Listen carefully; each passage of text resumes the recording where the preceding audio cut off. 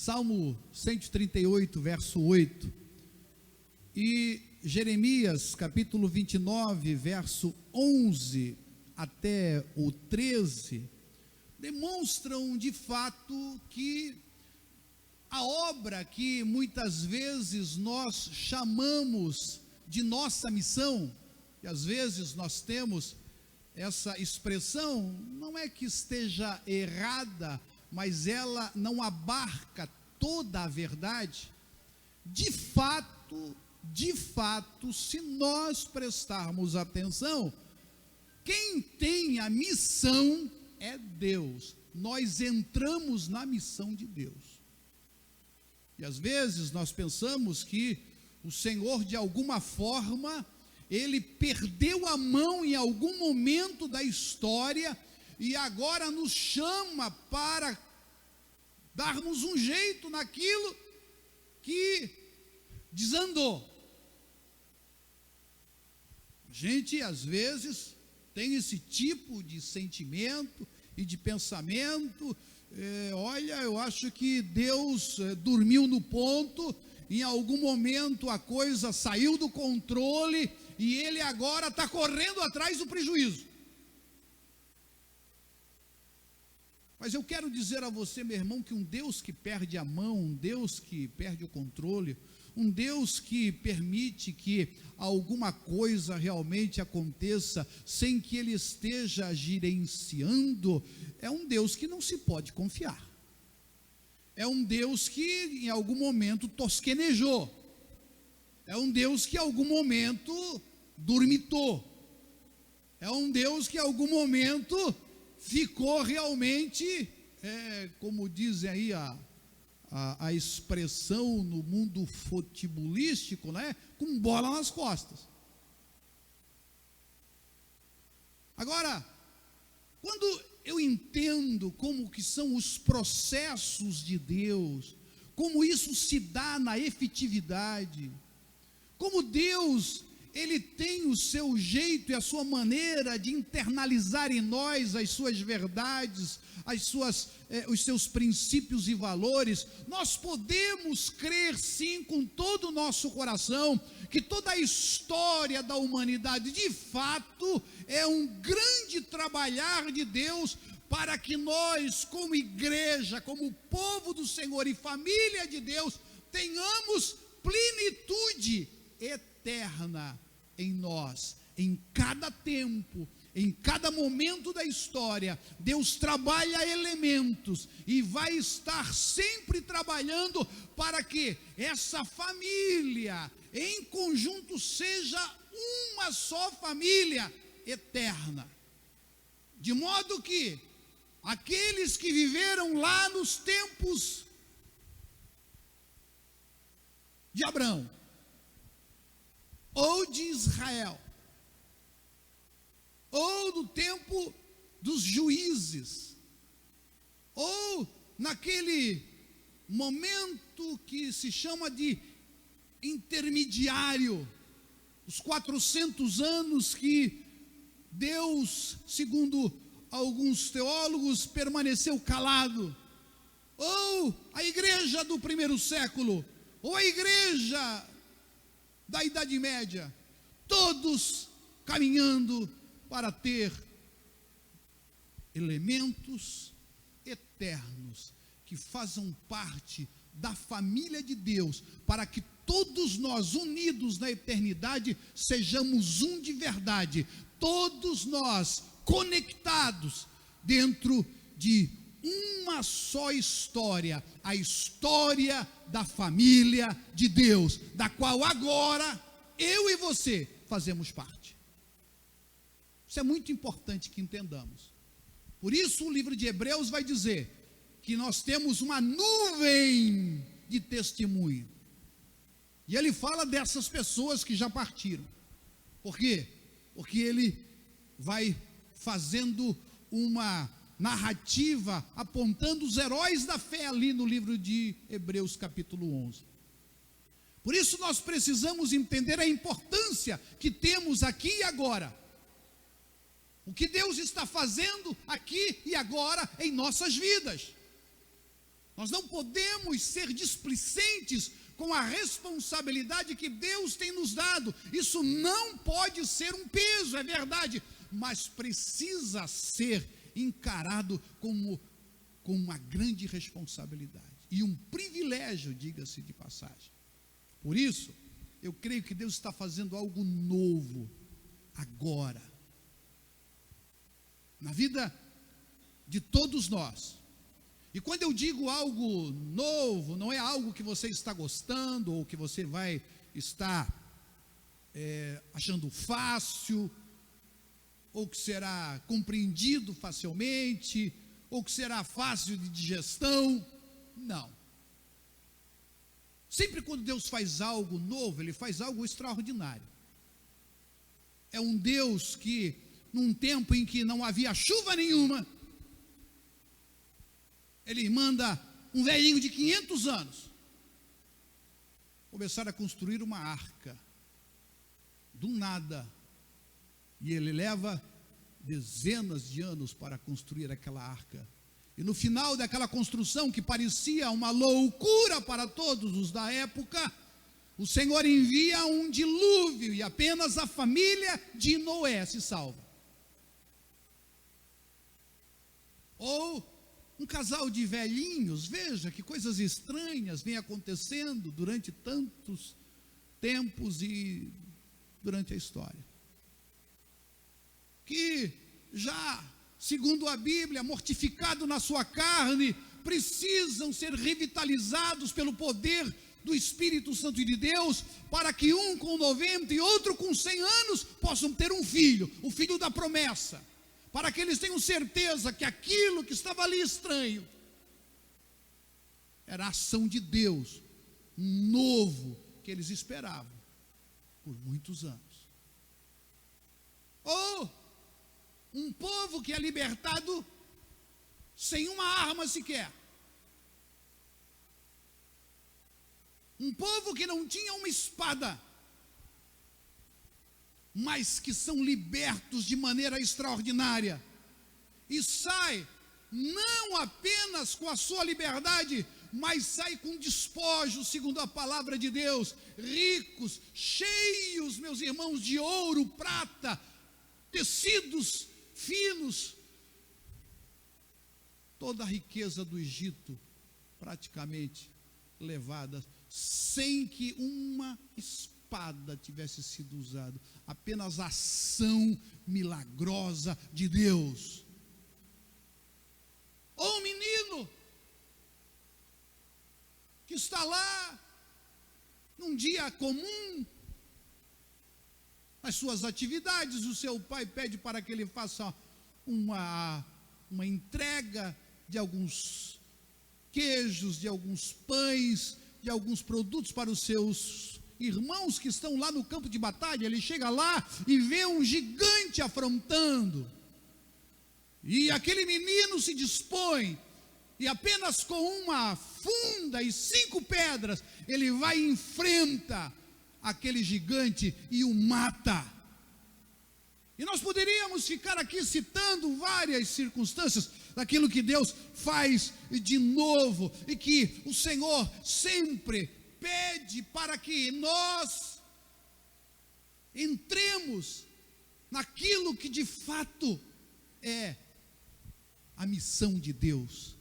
Porque é Deus que tem a missão, é Deus que está trabalhando na humanidade, é Deus que está construindo esse homem, e esse homem é um homem chamado Jesus Cristo, do qual todos nós fazemos parte. E a ceia do Senhor é a grande pedagogia para entendermos: todos nós somos este corpo místico do Cristo vivo, que aqui estamos nos manifestando na história, para que todas as condições e todos os atributos necessários essa família tenha em toda a história. E agora é a nossa vez. Agora é a nossa vez. Agora é a sua vez. Somos nós que estamos aqui. Deus escolheu você e a mim para vivermos e passarmos por este momento. Por isso, esse Salmo 138, verso 8, que nós escolhemos para meditar é tão importante, porque essa tradução mais antiga diz: o que a mim me concerne, o Senhor levará a bom termo. Irmãos, você precisa entender que quem está trabalhando é Deus. É Deus que está trabalhando. Nós entramos no trabalho dele. Você, meu irmão, não ajuda a Deus. Você, com a sua ação, agrada a Deus. Com a sua fé, agrada a Deus. A gente precisa estar apenas sensível para entendermos o movimento que Deus está fazendo em cada momento da história. Mas o que às vezes a gente percebe é que algo tão significativo que está acontecendo agora em todo o mundo, e especificamente no Brasil, às vezes é encarado apenas, e as coisas vão tomando muitas vezes uma proporção de normalidade, uma nova norma, uma nova normalidade, conforme muitos falam, e aí vamos perdendo a força do que está acontecendo. Vamos naturalizando as coisas, achando que isso é algo que simplesmente é obra do acaso, e não é. Por isso, eu preciso que você enxergue essas coisas e essas situações, acontecimentos, como ação de Deus, porque nada foge do controle de Deus, da ação perfeita de Deus. E aonde Deus está trabalhando com efetividade? Em você e em mim, igreja de Jesus Cristo, igreja de nosso Senhor e Salvador Jesus Cristo. E cada vez que Ele faz isso, Ele pede para o seu povo dar um passo a mais, um outro nível de compromisso, para um outro momento do propósito. Você não pode viver mais o mesmo nível de compromisso que você tinha antes. E existem pessoas que ainda não entenderam isso. Aquilo que Deus está fazendo exige um nível maior de comprometimento. Por quê? Porque, meus irmãos, o que Deus está fazendo é elevando o nível do nosso propósito. Elevando o nível do nosso propósito e pedindo. O propósito é de Deus e Ele vai fazer com você ou sem você. Comigo ou sem mim. A obra é dele. Agora, quando o Senhor se movimenta na história, de forma pontual, Ele pede para que cada um de nós assuma um compromisso maior, um nível de comprometimento na obra que Ele está fazendo maior. Foi assim em todas as histórias que eu citei para vocês e outras tantas que nós poderíamos aqui estar falando. Por quê? Porque é um passo a mais. E eu creio, irmãos, que o Senhor está elevando o nível do nosso compromisso. Você vai entender, você vai começar a entender coisas que você nunca tinha entendido antes. Deus vai começar a revelar coisas para você que você até então não tinha condições de conseguir entender. Agora, para quem é isso? É para quem está fazendo disso férias, pausa. É para quem simplesmente vive nos noticiários, querendo saber quantas mortes, quantos infectados e qual é o próximo decreto do governador, ou seja lá, de qual for a autoridade? Ou é daqueles que estão orando a Deus e dizendo: meu Deus, sei que tu está fazendo algo novo. Eu posso até não saber exatamente, porque nem tudo eu preciso saber. Eu só preciso ter confiança no teu caráter, que tu está fazendo e vai levar tudo a bom termo, ao que se concerne à minha vida. Eu sei, como diz Jeremias 29:11, é Deus que sabe o pensamento que Ele tem a nosso respeito, pensamentos de paz e não de mal, para nos dar o fim que nós desejamos, o fim glorioso que o Senhor realmente quer para nós. Agora, é o agir de Deus que precisa ser compreendido para a gente crer de maneira certa. Irmãos, às vezes a nossa fé, ela se desenvolve deficiente. Por quê? Porque a nossa fé, ela está baseada em experiências. E preste atenção, porque isso é muito sério. As pessoas conseguem crer a partir de experiências. Meus irmãos, experiência é maravilhosa, experiências são extraordinárias, experiências são especiais, mas a experiência, ela precisa estar a serviço da fé, e não a sua fé a serviço da experiência. Porque às vezes a gente tem uma experiência com Deus, e aí pode ser boa, pode ser ruim, pode ser positiva, negativa, e aquela experiência passa a ditar toda a nossa conduta espiritual. Nós precisamos entender que a fé que o Senhor quer que nós desenvolvamos, a fé que o Senhor quer que nós tenhamos, é uma fé que tem por sua base, meu irmão, não nos nossos cultos, não nos nossos cerimoniais, mas que os nossos cultos e os nossos cerimoniais sejam elementos pedagógicos para fazer forte os ensinos da palavra de Deus. Porque às vezes o que as pessoas estão querendo são manifestações espirituais que têm o seu lugar, que têm a sua importância, mas que, não poucas vezes, acaba se tornando apenas uma forma, né, de nós termos uma adrenalização da nossa alma, da nossa carne, mas que não produz nada no mundo do espírito e não produz nada de valor eterno. Por isso, o que Deus quer fazer e está fazendo, eu creio, não é buscar pessoas religiosas.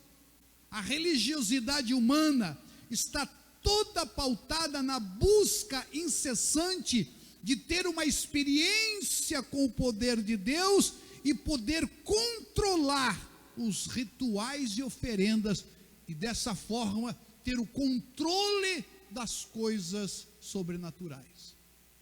O que as religiões que nós vemos no mundo tentam fazer? Controlar as divindades através de rituais, através de cerimônias e através de oferendas. E às vezes nós acabamos também por desenvolver, sem percebermos, que os nossos cultos, as nossas cerimônias, as nossas oferendas, ou chame de ofertas, elas também têm esse tipo de característica. É para que a divindade não fique zangada com a gente, não fique aborrecida, que a mão do Senhor não venha a pesar sobre nós. E quando isso é a motivação da nossa espiritualidade, estamos pautados no medo e não no amor. E quando você pauta a sua espiritualidade no medo e não no amor, você está com uma fé deficiente. A sua fé está muito aqui, é uma fé equivocada, é uma fé errada. Muitas vezes, os homens estão buscando um Deus à sua semelhança, uma religião que os satisfaça, para depois produzirem uma espiritualidade que sustente isso tudo. Isso é muito sério. E às vezes a gente acaba desenvolvendo isso dentro da igreja. A gente faz a ideia de um Deus que a gente gosta e vai procurar a igreja que a gente gosta. Tem muitos que fazem isso. Aí, depois que a gente tem a ideia do Deus que a gente gosta, não é que ama, que gosta. Aí busca a religião, no caso, a igreja que a gente também se agrade. E aí, a partir daí, desenvolve uma espiritualidade que sustente isso tudo. Mas o Senhor quer fazer algo, meu irmão, na sua vida, que você não terá controle de nada. Diga graças a Deus. É Ele que está no controle de todas as coisas. Porque eu fico, irmãos, maravilhado com isso. Eu louvo a Deus e digo: Senhor, obrigado, porque não tem nada do meu controle, não estou controlando nada, tudo está sob a tua ordem, tudo está sob o teu controle. E é isso que nós precisamos fazer. Primeiro, assumir esse novo nível de compromisso. Depois, deixar o Senhor arrumar as nossas crenças, arrumar aquilo que nós temos crido errado, porque a minha fé tem que estar pautada no caráter de Deus, em quem Deus é, e não no que Deus faz. Porque se, irmãos, tudo que Deus faz é para revelar quem Ele é. Não esqueça disso. As experiências não são simplesmente para você ficar contando. As experiências são para você internalizar verdades eternas na sua vida e na sua alma. Por isso que tem muita gente, irmãos, que tem alguns tipos de experiência e depois não tem mais. Porque aquela experiência, em vez de lhe dar um novo parâmetro, uma nova forma de ver as coisas, ele se fechou naquilo. Ele se fechou naquela experiência e não avança. Deus quer te levar a um nível maior na sua vida espiritual, em nome de Jesus Cristo, baseado na fé. E a fé, meu irmão, é a convicção. E você não tem convicção, não tem certeza, se você não tiver conhecimento de Deus. Depois que você tiver conhecimento de Deus e se submeter à sua vontade, você vai então viver a igreja do jeito que a igreja tem que ser vivida. A igreja no seu verdadeiro sentido. A igreja que coopera para a revelação de Deus a outros. Porque nós fomos chamados para manifestarmos as virtudes de Deus a todas as pessoas.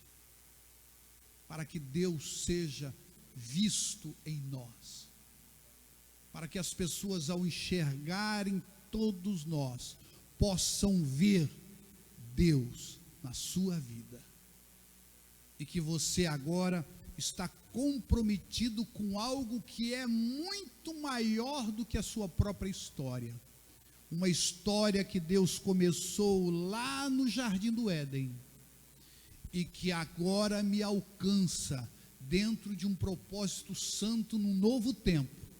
Por isso você nasceu no tempo certo, está vivendo no tempo correto, e agora você vai se colocar diante de Deus e dizer: Senhor, eis-me aqui, cumpra-se em mim a tua vontade. Estou aqui para fazer a tua vontade perfeita. Me ajuda a identificá-la e me ajuda a estar no centro dela, para a glória do teu nome. Quem recebe essa palavra, então fique em pé na presença de Deus. Eu quero orar com você nesta noite, ou nesta manhã. Que essa manhã seja uma manhã realmente reveladora para você. Algo novo de Deus. E isso não deve ser apenas uma informação. Tem que ser um desafio para a nossa vida. Eu não estou aqui te dando uma informação. Eu estou aqui dizendo para você o que Deus está fazendo e que eu creio de todo o meu coração. E Deus está te convidando a fazer parte disso. Por isso, se assim é, tudo que diz respeito a você será levado a bom termo. Deus vai cumprir. E todo projeto de Deus, os pensamentos que Ele tem a nosso respeito, serão concretizados. E você vai ficar feliz quando tudo estiver cumprido, quando todos os projetos de Deus estiverem concretizados na sua vida, você vai dizer, como Paulo: acabei a carreira e guardei a fé. Combati o bom combate, terminei a carreira e guardei a fé. Desde agora, coroa da justiça está guardado para mim. Deus tem para a sua família e para todos nós essa grande vitória e esta glória que ninguém pode tirar de você. A única pessoa que pode abrir mão é você mesmo. Mas nós não vamos. Quem pode dizer amém?